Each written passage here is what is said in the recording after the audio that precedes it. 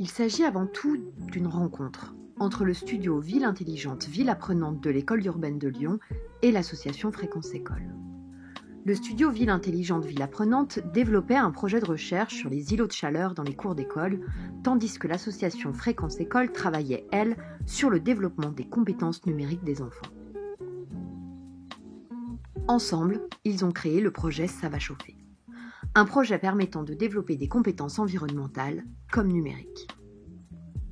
En ville, on observe un phénomène météorologique très particulier, les îlots de chaleur urbains. Ils désignent des zones de surchauffe à l'intérieur d'une même ville. Ainsi, d'une rue à l'autre, à quelques mètres de distance, la température peut varier de plusieurs degrés. Ces hausses ponctuelles et localisées de température sont en grande partie provoquées par les activités humaines et l'urbanisme. Or, les cours d'école participent de ce phénomène. Plusieurs solutions existent. Un des enjeux du projet consistait à déterminer lesquelles pour une cour d'école.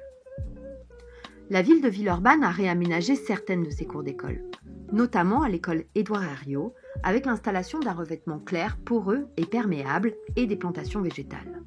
Des capteurs de température et d'humidité ont été installés pour mesurer l'impact de ces travaux.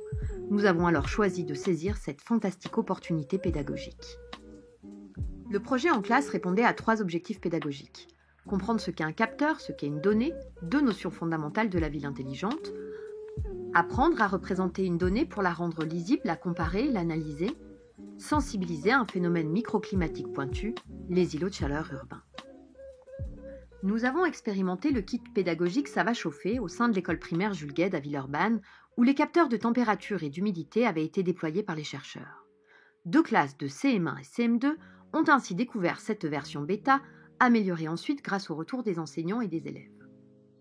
En visualisant et en comparant les données relevées dans les écoles, les élèves ont compris progressivement le phénomène d'îlots de chaleur urbains. Mais ils ont compris aussi comment sont produites ces données et comment les utiliser pour améliorer la ville.